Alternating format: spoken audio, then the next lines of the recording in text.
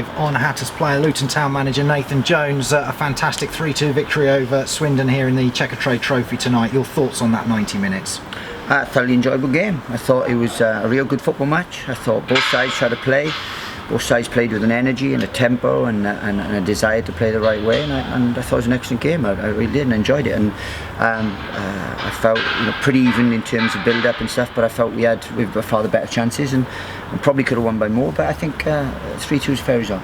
Team selection has been a big discussion point through the group stages. Just give us your thoughts on the team that you put out there tonight. Some changes to your usual 11 for the Checkatrade. Yeah, but look, what we do is we put out the team that we think can win the game, and that's what we've done. We've had a massive game on the weekend where we've had to use our squad, and we've progressed in one cup competition. Then we've got another cup competition tonight where we played a side that we felt could win the game. It has. And then that leads into another massive game on the weekend. We felt it was 3 big games in a week that we've assembled a squad. We need to use them, and I thought they were excellent. And that's a strong side we played tonight, a very, very strong side.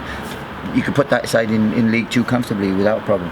And 2 of your players out to impress you. Josh McCoy particularly hasn't had much game time this season. 2 goals in the first half. The first put on the plate for him, but the second a terrific strike.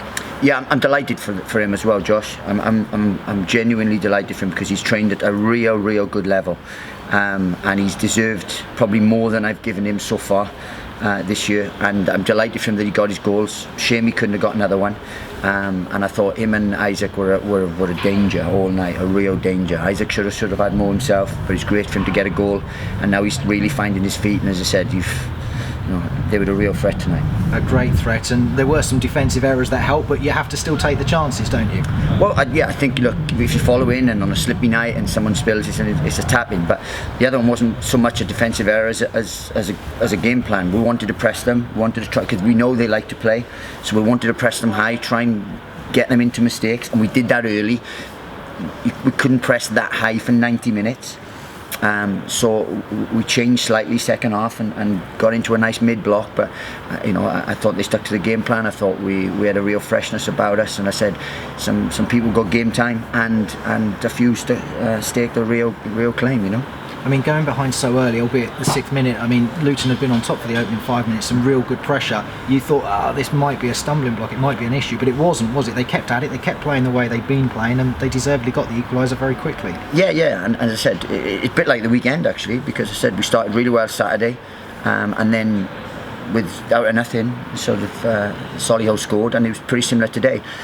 Poor defending from JJ because he's a little bit wide, and that's a learning curve for him. And I've been a fullback, and I've done that where I'm trying to get out to press without really realising what's in behind me. And I said they have the quality. They're some wonderful footballers, and they have the quality to play in behind. And then Luke Norris scored. And as I said, it's a learning curve for JJ, but it showed a lot of character that we bounced back quickly, which we did.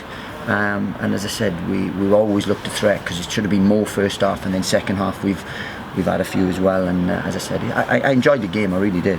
At 2-1 up at half time, it was a thoroughly deserved lead. I said in commentary, it's probably a fairly straightforward team talk for you at the break. It's a case of just keep doing what you're doing because everything was going so well.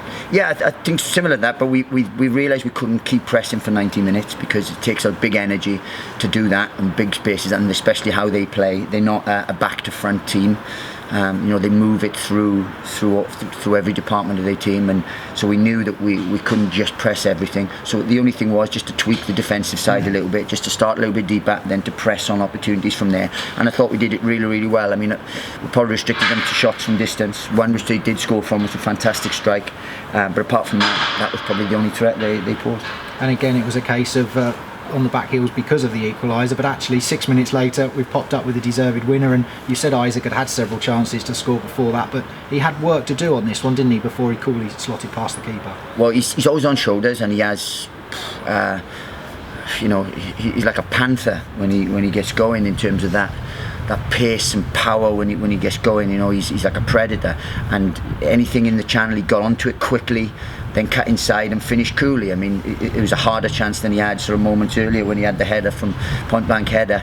But no, look, he was wonderful tonight, and I'm so pleased for him because I said he's so much unselfish work, and it's just good that he gets the goals because that's what he'll be remembered for. but he's in the team because of his all-round play. But it's great when he finishes now. He's starting to find his feet a little bit, and we're excited about it.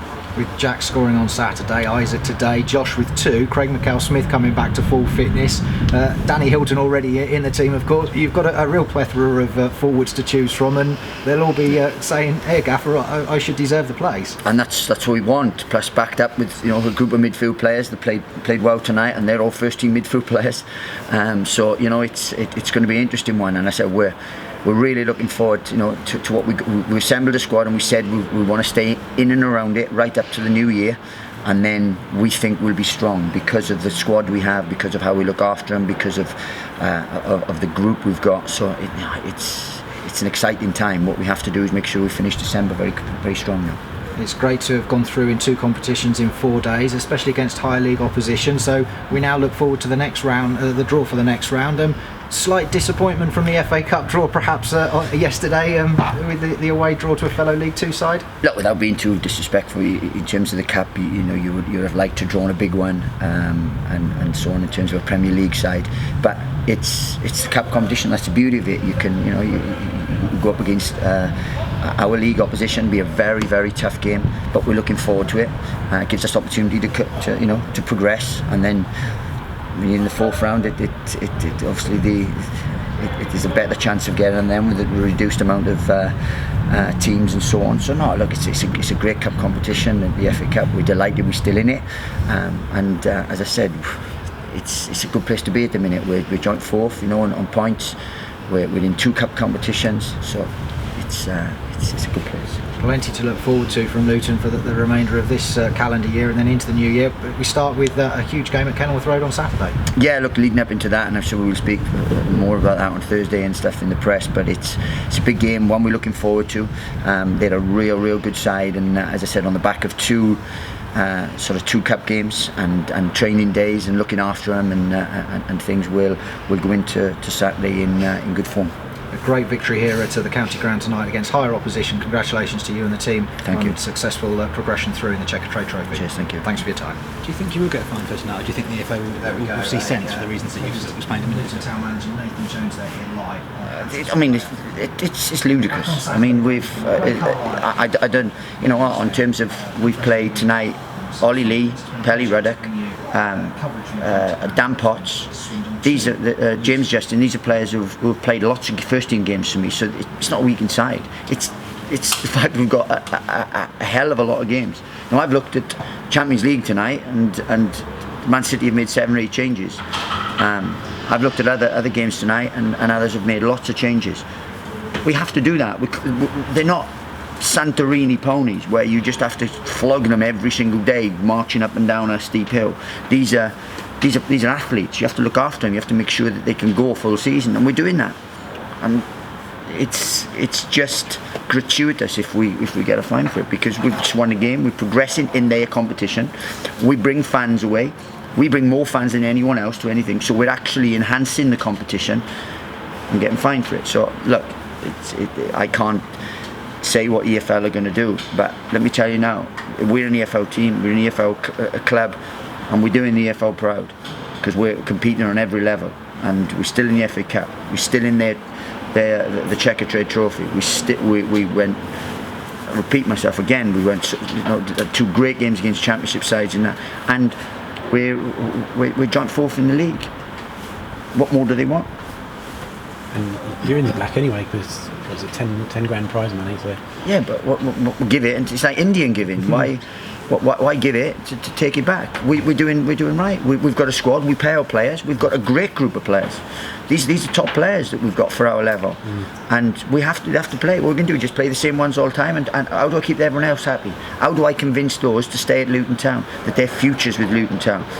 Before they'd say, well, I'm never getting any opportunities. Well, here's your opportunity. Now take it, and they all have. I mean, it would be ludicrous, absolute utter stupidity to fine us. It really would be. Just before the game, a bit of off-the-field news that the club have moved a step closer to securing Power Court. It must be pleasing to hear after the day before that the shopping centre brought out a plan that was relatively similar to Luton's. Look, we've said on numerous occasions, this is an exciting time for the football club, but probably more importantly the area. Now we're delighted with how things are progressing off the pitch.